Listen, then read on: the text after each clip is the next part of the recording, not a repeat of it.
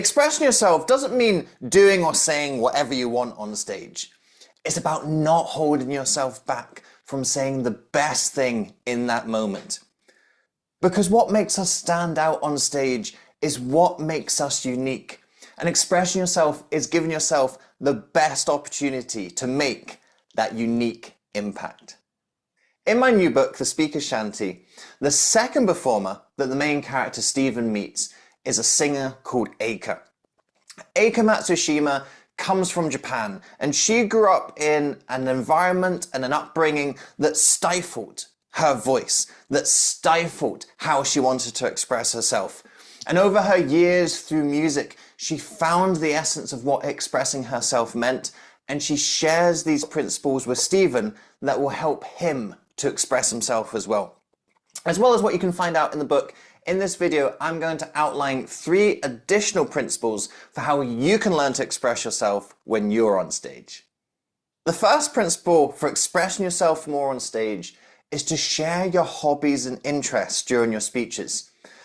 Hobbies and interests are part of what makes you the person behind whatever subject or topic that you're speaking on.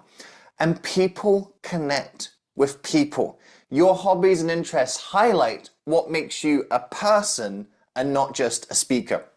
You'll see in my backdrop that I have my hobbies and interests well on display. I've got my Star Wars memorabilia, I've got my hiking map, I've got my books that I read, I've even got my public speaking trophies as well. I guess that might not count so much as a hobby and interest and maybe a little bit of an obsession. But even in terms of thinking about what I want you as a viewer to see, I've got my hobbies and interests there. When you're delivering a speech, you want your hobbies and interests to come through. Don't be afraid to share them, because someone might not connect with that exact hobby or interest. Maybe you're a Star Trek fan instead of a Star Wars fan. Maybe you prefer wild swimming instead of going hiking. But there can be an essence of that hobby that someone connects with. Oh, this is someone who's into science fiction, is a little bit nerdy. Oh, this is someone who's outdoorsy and active. So when you share your hobbies and interests, when you're expressing more of who you are, that connects with your audience. Again, it helps you to stand out, because there's people in your industry speaking on the exact same subject, exact same topic, and honestly, you're probably going to be saying very similar things to each other. I'm not expecting you to come on and watch all my videos on public speaking and going, oh damn, like, I didn't realize body language was a thing. This is new to me. No, of course not. Of course I'm speaking about body language, and of course other people who are talking about public speaking will also be talking about body language as well. We're talking about the same stuff. So what makes you connect with someone is not the essence of their topic. It's how they are presenting it and how you're expressing yourself when you're on stage. And bringing in your hobbies and interests into what you do is a great way to make what you're saying stand out from what everyone else is saying. The second principle to expressing yourself is not to copy other speakers. I see so many carbon copies of speakers on stages. Saw this all the time in the motivational speaking space.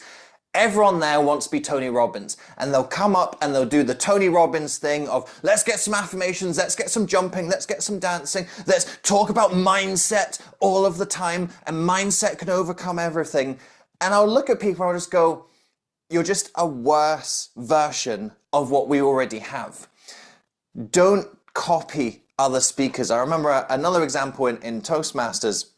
We had the 2016 world champion of public speaking, and what he did in his speech, there was a moment where he put his underpants on over his trousers, and it got the laugh, and it was a memorable part of the speech. Do you know how many speeches I've seen since then where someone puts their underpants on over their trousers? It's quite a few more than I saw before that speech came out. So when you see something from a speaker you admire, or when you see something that's really effective, of course we can learn from it.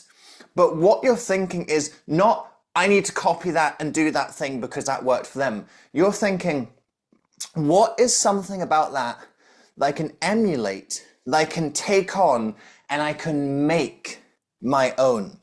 So you don't copy other speakers, because then you're not expressing yourself. Then you're just becoming this carbon clone of that speaker. You're creating this clone army for them that they can go and speak on stage in one place, and they know they've got 20 other people who are basically doing the same thing as them, speaking on other stages around the world. No, no, no, no, no, no, no, no. Find what you can take from it and make it your own. Don't copy the person putting the underpants on over the trousers. Be the person who thinks, you know what would be funny? Put my underpants on over my trousers. And when people laugh, I can then make a serious point about it. So by all means, learn from the great speakers of our current times and historical times. You want to learn from greatness, but you don't want to try and copy their greatness. You want to find your own greatness. If you want to find out more about how to express yourself on stage, then I've got a new book that can help you. This book, The Speaker's Shanty, follows the main character, Stephen, and Stephen is someone who struggles to express himself. He's someone who's held himself back in life. And as I was saying earlier, he meets a performer, Eika Matsushima, who helps him to be able to express himself more. And he continues to meet other performers during the story who help him find these different principles that allow him to express himself, stop holding himself back, and be ready to go out onto stage and share the things that are really important to him, share the things that are passionate about them. And you can learn from these same principles that Stephen learns along this journey as well. Right now, I've got a special deluxe edition of this book. So you can go to Amazon right now, you can go and get yourself a copy. It's going to cost you about $15 between getting the paperback, getting it shipped to you, getting the audio version. So what I've done instead is I've made a deluxe copy where I've put all of the editions in the book into one. So whether you're what's an e-back? Whether you're an ebook, a paperback, or an audiobook reader, I've put all the versions into this deluxe package for you. And then on top of that, you can also get an online course called Superhero Speaker. Superhero Speaker is a 5-week live program that I did. I've taken all the recordings from that, put it together. Superhero Speaker is all about helping you to unlock your speaking superpowers and increase your super impact as a speaker. That course is normally $147. You get it all as part of the deluxe package. And how much is the deluxe package? It's $15. So for the same price as going on to Amazon and just getting a version of the book, you can get the deluxe package with all the versions of the book, that online course thrown in as well. To get your deluxe package, nice and easy, there's a link below this video. Click the link and you can get all copies of the book right here, right now, ready to go on your speaking journey. Now, I've got one last principle I want to share with you in this video that's going to help you to express yourself more when you're on stage. The third principle for learning how to express yourself more on stage is break a rule. Yep, I said it. Break a rule. Not break the law, but break a rule. We have these rules in our mind of what speaking and speakers are supposed to look like. Some of these rules have good basis. Some of them are just kind of bullshit rules that we've made up. So a way to express yourself is to test one of these rules. One of these rules that you have in your mind of how am I supposed to be as a speaker, and how am I supposed to sound as a speaker, and how are my speeches supposed to look. To give you an example, I was practicing for a Toastmasters contest speech a couple months ago, and I decided, okay, I want to try and do this speech differently. And to make myself do this speech differently, one of the aspects of my speaking is that I like to move around, I like to be loud, I like to be a little bit boisterous and flamboyant. I'm sure that probably surprises you. But anyway, I thought, okay, how can I do an understated speech?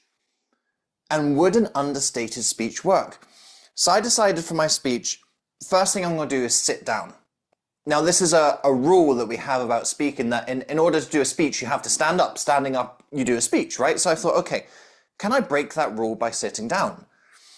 And then the next rule, I thought, what if I'm just sitting down and I have my laptop on my knees and I just read off the laptop? Again, so Not only are you not supposed to sit down, you're not supposed to use notes. You're not supposed to read off anything. So I thought, well, let me break these two rules for myself and see what happens.